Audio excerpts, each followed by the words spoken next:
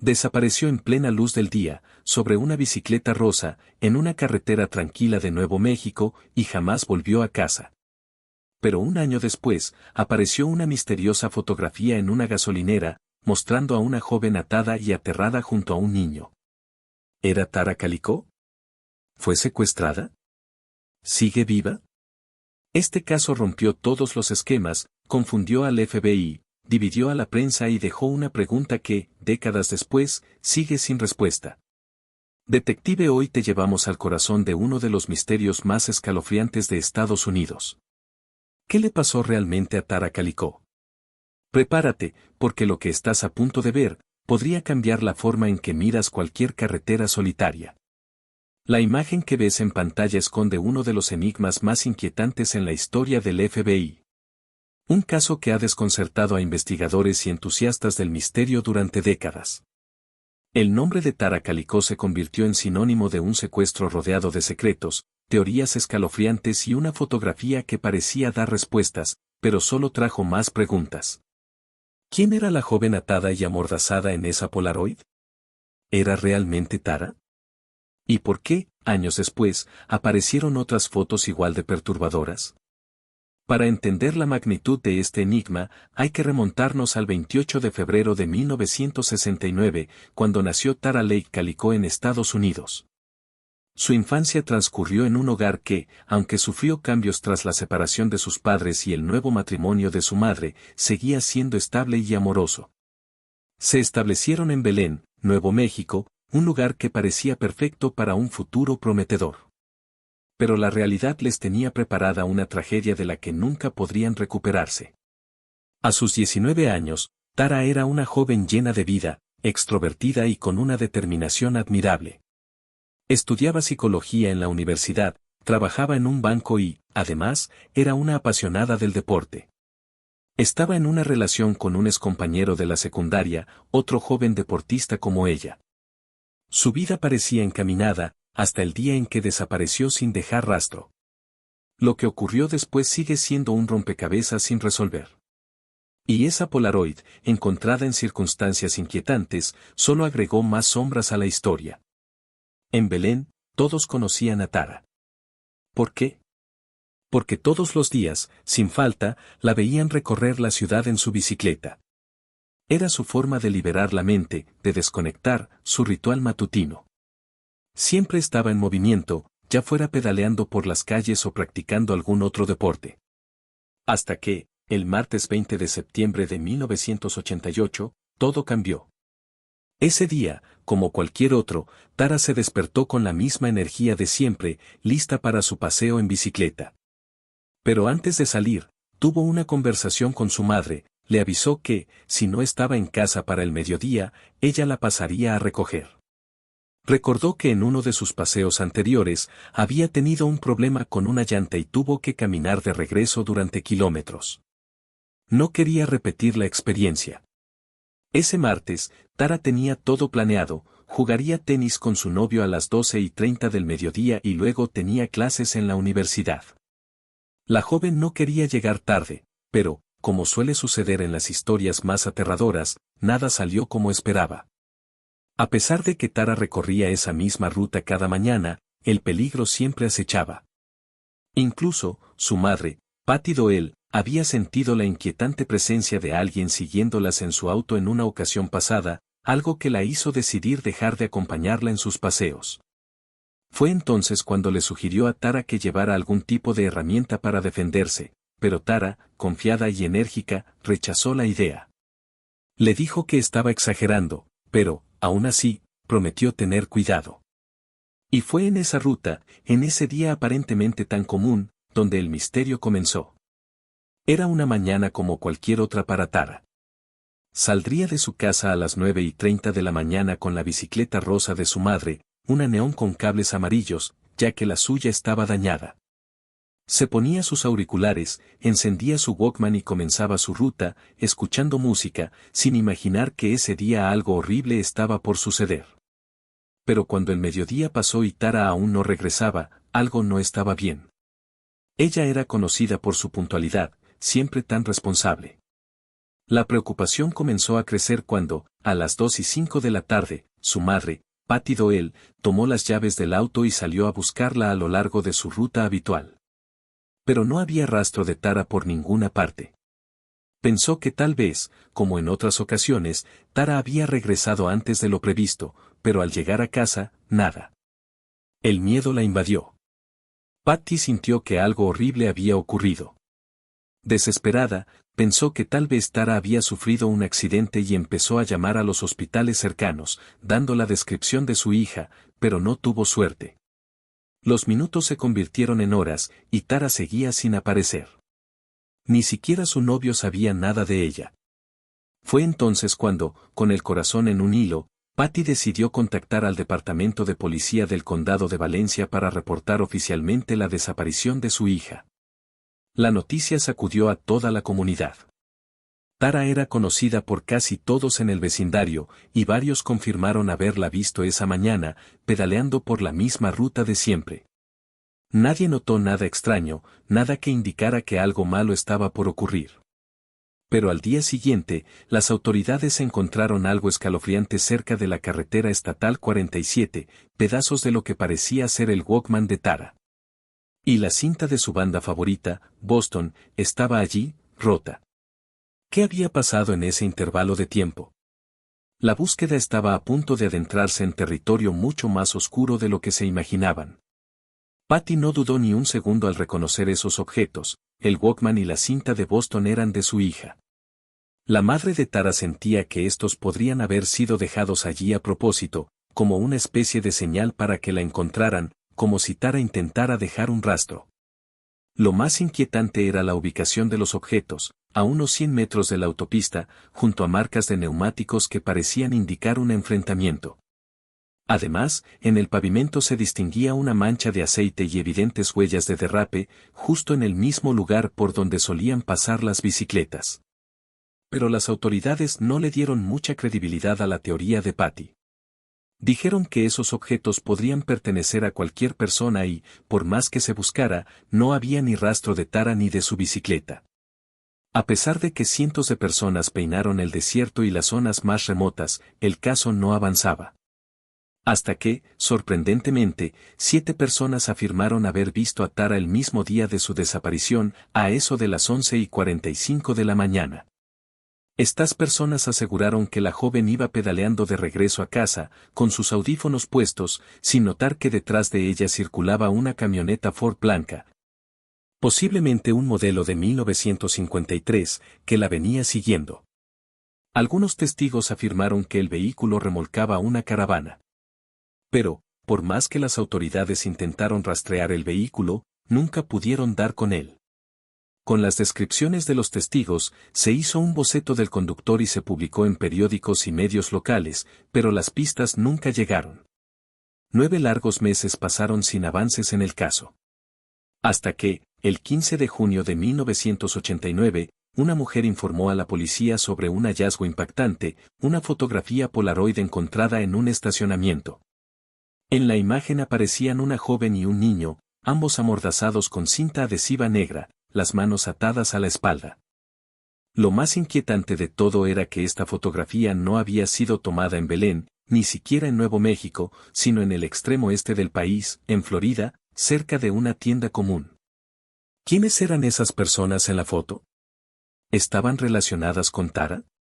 La pregunta seguía sin respuesta, pero cada vez más parecía que el misterio se adentraba en un terreno aún más oscuro y escalofriante. La mujer que encontró la Polaroid relató que la halló boca abajo en un área del estacionamiento donde había estado estacionada una camioneta de carga blanca, que parecía ser una Toyota sin ventanas. Recordó haber visto al conductor, un hombre de unos 30 años, con bigote.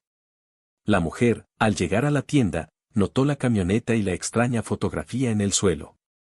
La policía de Florida se puso manos a la obra y comenzó a investigar la identidad de las personas en la imagen, así como la conexión con la camioneta. Si realmente era un secuestro, el vehículo podría estar relacionado con el caso, ya que en la foto se veía a las víctimas en lo que parecía ser la parte trasera de una furgoneta, similar a la Toyota blanca.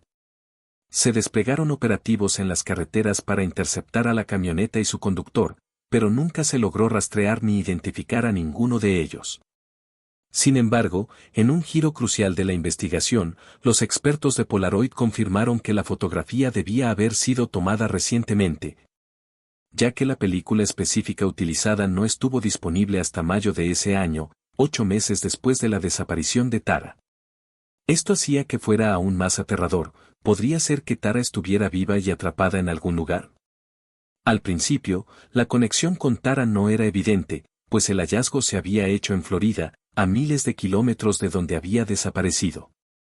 Pero todo cambió cuando la fotografía fue compartida en un programa de televisión llamado A Current Affair. Fue allí donde unos amigos de Patty Doyle, que vieron el programa, se pusieron en contacto con ella, al notar que la joven en la imagen se parecía muchísimo a Tara. Después de tantos meses de incertidumbre, esa fotografía podría ser la respuesta que tanto habían esperado. Por otro lado, en el caso también estaba la familia Henley, quienes vivían en Nuevo México, como Tara, y buscaban a su hijo Michael, quien había desaparecido en abril de 1988 después de un viaje de campamento. Ellos también vieron el programa y creyeron que el niño de la foto era Michael. Ambas familias decidieron reunirse con los investigadores en Florida para examinar la Polaroid y tratar de identificar a las personas en ella. Patty, al ver la imagen, estaba convencida de que la joven era su hija. Lo que más la sorprendió fue que, en la foto, se podía ver una cicatriz en la pierna de la chica, idéntica a la que Tara tenía desde un accidente de tráfico de su infancia. Además, junto a ella, en la foto, había un libro llamado My Sweet Adrenaline, que era una de las novelas favoritas de Tara, al punto de que se sabía varias partes de memoria. Todo esto apuntaba a que la chica en la foto era, sin duda, Tara. Pero, ¿quiénes eran los secuestradores y qué había ocurrido realmente con ella? Las preguntas seguían sin respuestas, pero la esperanza de encontrarla viva había resurgido. El investigador Scott Lanyard analizó la Polaroid y, al principio, concluyó que la joven en la imagen era efectivamente Tara Calico. Sin embargo, cuando el Laboratorio Nacional de Los Álamos revisó la foto, no compartieron la misma opinión y el FBI también se mostró inconcluso en sus observaciones. Así que la investigación sobre la fotografía se suspendió. Algunos sugirieron que la imagen podría haber sido una cruel broma, ya que las posturas de las supuestas víctimas no parecían indicar que estuvieran atadas con fuerza, y la cinta en sus bocas se veía relativamente nueva, lo que hacía que no pareciera un secuestro real. Lo más desconcertante fue que, a pesar de tener tantos recursos, nunca se pudo identificar a las personas en la foto ni a quienes la habían tomado. Con el paso del tiempo, en Internet comenzaron a surgir debates sobre si realmente la joven en la foto era Tara. Algunos compararon las imágenes, notando diferencias en las cejas y la nariz, lo que sembró dudas. Otros se sorprendieron por la rapidez con la que la policía desestimó la imagen, especialmente porque en la foto original se veían unos números que, si bien nunca pudieron ser descifrados debido a la mala calidad. Algunos teorizaron que podrían ser un número telefónico o incluso coordenadas geográficas. A pesar de la confusión, tanto la familia de Tara como la de Michael Henley, el niño desaparecido en abril de 1988, mantenían la esperanza de que sus hijos estuvieran vivos. La madre de Michael también estaba convencida de que él era el niño de la foto.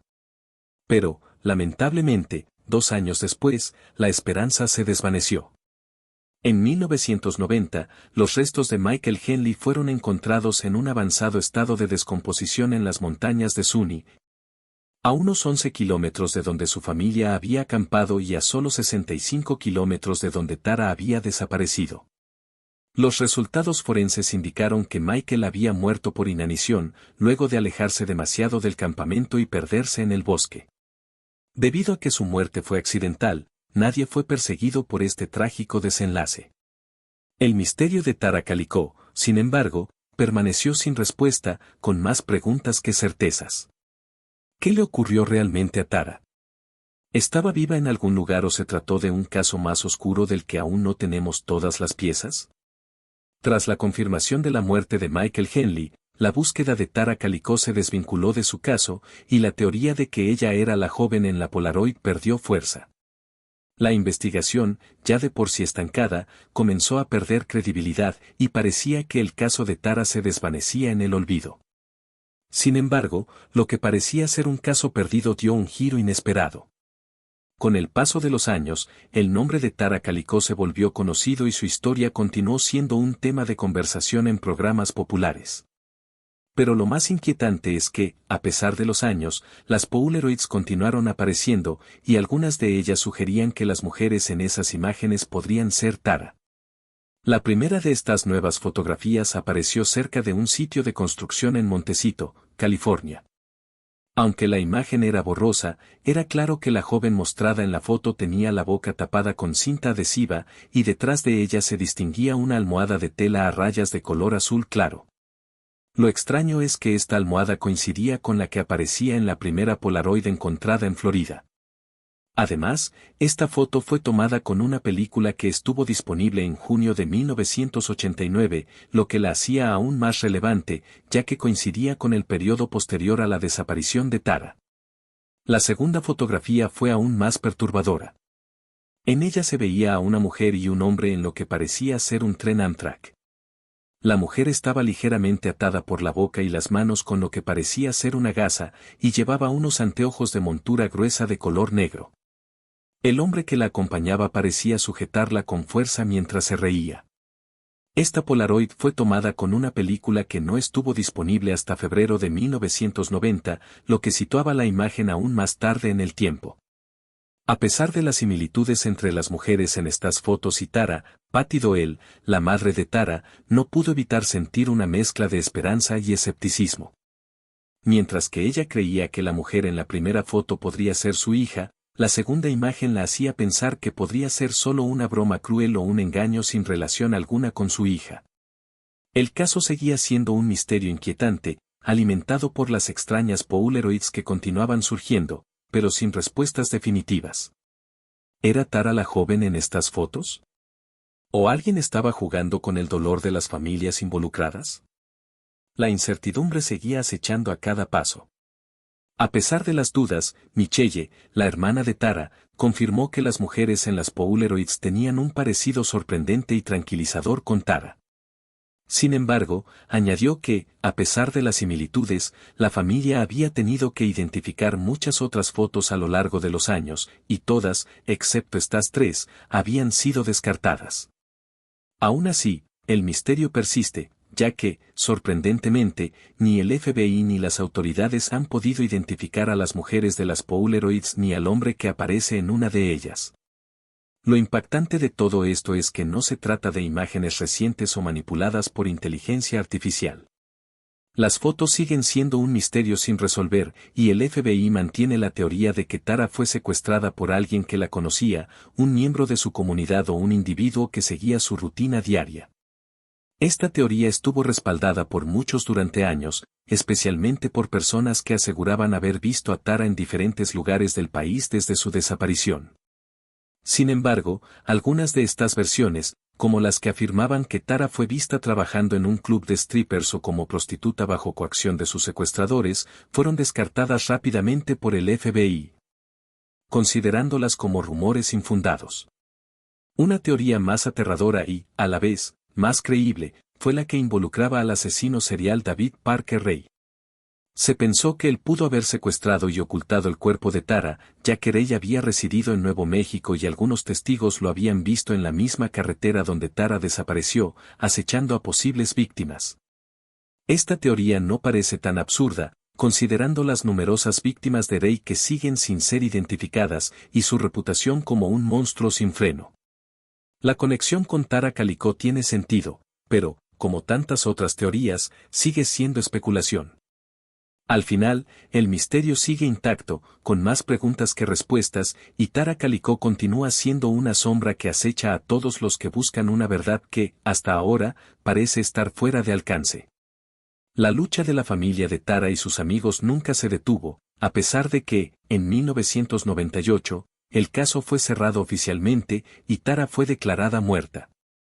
El juez dictaminó que su muerte había sido un homicidio, pero, como ocurre en muchos casos, hubo quienes no aceptaron esa conclusión tan fácilmente. Una de esas personas fue Melinda Esquivel, amiga cercana de Tara desde la escuela. Melinda dedicó varios años a investigar la desaparición de su amiga y creía firmemente que el caso había sido manejado de manera injusta por las autoridades, dejando demasiadas preguntas sin respuesta. Las revelaciones más impactantes vinieron en 2008, cuando el sheriff del condado de Valencia, René Rivera, afirmó que finalmente sabía qué le había sucedido a Tara. Según su versión, unos jóvenes que conocían a Tara la habían estado siguiendo el día de su desaparición. La habrían atropellado intencionalmente con una camioneta mientras ella iba por la carretera, y luego la habrían llevado a una zona alejada para abusar de ella. Sin embargo, después de la agresión, Tara no se intimidó. Ella habría expresado que, en cuanto tuviera la oportunidad, los denunciaría a la policía. Esto habría aterrorizado a los agresores, quienes, para silenciarla, la apuñalaron. Tras el asesinato, se deshicieron de su cuerpo y abandonaron su bicicleta en un depósito de chatarra. Esta versión del caso, presentada por Rivera, aportó una nueva luz sobre lo que realmente podría haber sucedido ese fatídico día. Aunque, como muchas otras teorías, sigue siendo parte del misterio, las implicaciones de este relato son inquietantes y dan una sensación de injusticia aún mayor. ¿Qué tanto se sabe realmente sobre lo que ocurrió con Tara? ¿Y hasta qué punto las autoridades realmente hicieron lo suficiente para resolver el caso? Aunque el tiempo ha pasado, el caso de Tara Calicó sigue siendo un enigma que persiste en la memoria colectiva. El sheriff René Rivera también afirmó que conocía los nombres de los presuntos involucrados en el ataque contra Tara, pero debido a la falta de pruebas físicas, especialmente de un cuerpo, no pudo avanzar con una acusación formal. Además, no reveló públicamente las evidencias que lo llevaron a esa conclusión. A pesar de tener una teoría clara, la falta de arresto significó que el caso permaneciera abierto, sin poder llegar a una resolución. Lo extraño es que, meses después, en 2009, un cuerpo de policía en Florida recibió un sobre con una foto peculiar, un niño con la boca pintada de negro. Lo que coincidía con la imagen del niño en la primera Polaroid encontrada en 1989. La boca del niño había sido alterada, probablemente para simular que estaba amordazado con la misma cinta negra que se veía en la foto original. Aunque los agentes tomaron este envío como una broma, un segundo sobre llegó poco después, esta vez con la foto original del niño. Nadie pudo identificar al niño ni al remitente de los sobres, pero los investigadores pudieron rastrear que ambos sobres provenían de Albuquerque, Nuevo México. Sin embargo, como no había una conexión clara con el caso de Tara, más allá de la ubicación, el caso fue cerrado por falta de nuevas evidencias. Pero el misterio no terminó ahí. En 2013, surgió un nuevo testigo, un hombre llamado Henry Brown, quien, antes de morir, confesó a la policía que después de la desaparición de Tara, él había visto a la joven en el sótano de la casa de su vecino. Un hombre llamado Lawrence Romero Jr., quien vivía en un remolque. Según la declaración de Brown, él notó lo que parecía ser el cuerpo de una mujer envuelto en una lona azul, enterrado de manera improvisada. Además, en el lugar estaban un hombre llamado Dave Silva y otro individuo de cabello pelirrojo.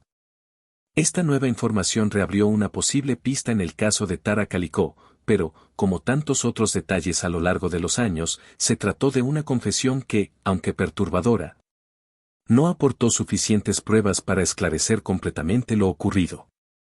Los nombres mencionados, Lawrence Romero Jr., Dave Silva y el hombre de cabello pelirrojo, permanecen sin ser vinculados de manera oficial al caso, dejando a Tara Calicó como una víctima de un misterio sin resolver que sigue atormentando a su familia y a la comunidad.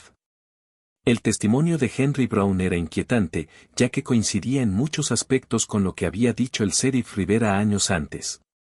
Según Henry, los hombres responsables de la desaparición de Tara le contaron con todo lujo de detalles lo que ocurrió ese día, desde el accidente con la camioneta hasta el secuestro, abuso y asesinato de Tara.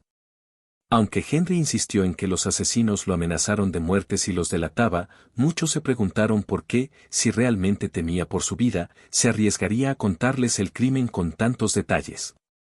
Esto dejó la puerta abierta a la posibilidad de que Henry estuviera ocultando algo, o incluso que hubiera sido cómplice en el crimen. Una de las teorías que surgió fue que Henry pudo haber tenido alguna conexión más profunda con los criminales o que había sido manipulado de alguna forma. También mencionó que el crimen pudo haber sido encubierto en parte gracias al poder de la familia Romero, ya que el padre de Lawrence era el sheriff del condado en ese momento. Esto habría facilitado que el caso no avanzara y que no se investigara adecuadamente. Según Henry, el cuerpo de Tara habría sido enterrado en un estanque cercano a la casa de uno de los criminales y su bicicleta fue desechada en un depósito de basura, aunque nunca se pudo encontrar evidencia de esto. Sin embargo, a pesar de que su testimonio coincidía con la versión del sheriff Rivera, las autoridades nunca pudieron encontrar el cuerpo de Tara y Lawrence Romero Jr. se suicidó en 1991. Para algunos, su muerte fue una señal de que no podía soportar la culpa, pero sin pruebas contundentes, él ni sus supuestos cómplices fueron acusados formalmente del crimen. Con el tiempo, el caso de Tara Calico fue quedando en el olvido, y la falta de pruebas claras y testimonios verídicos hizo que fuera cada vez más difícil llegar a una conclusión definitiva. A pesar de las teorías y los testimonios que surgieron a lo largo de los años, la verdad detrás de su desaparición sigue siendo un misterio. Con cada vez menos esperanza de obtener respuestas claras sobre lo que realmente ocurrió ese día en 1988. La tragedia continuó golpeando a la familia de Tara a medida que pasaban los años. En 2002, su padre biológico, David Calico, perdió la vida en circunstancias trágicas. Durante un robo, los asaltantes lo golpearon y se llevaron sus pertenencias, incluida su medicación para el corazón. Esto provocó un paro cardíaco que lo dejó sin vida, y tristemente, David partió sin saber qué había ocurrido con su hija. Pero no fue solo él quien sufrió una pérdida devastadora.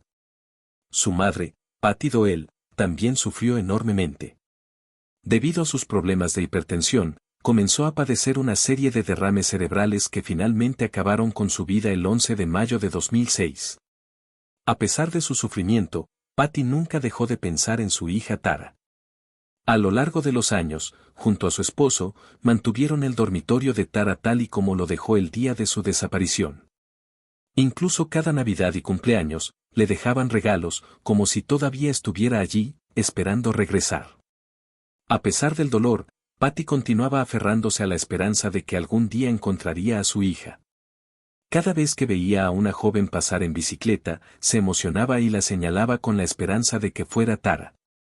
Sin embargo, su esposo siempre respondía con gran pesar que no era ella. La falta de respuestas y la pérdida de tiempo hizo que la familia se enfrentara a una vida de incertidumbre, aferrándose a recuerdos y esperanzas que nunca pudieron concretarse. La tragedia de Tara Calico no solo dejó un vacío en su vida, sino también en la de todos los que la amaban, quienes nunca tuvieron la oportunidad de saber la verdad. Quiero escuchar sus pensamientos sobre estos casos. Si les gustó, asegúrense de darle un like. Y me aseguraré de hacer más casos similares, algunos más casos resueltos. Pero eso es todo por hoy, detectives. Espero que estén todos a salvo en este mundo tan loco. Y nos vemos en mi próximo video.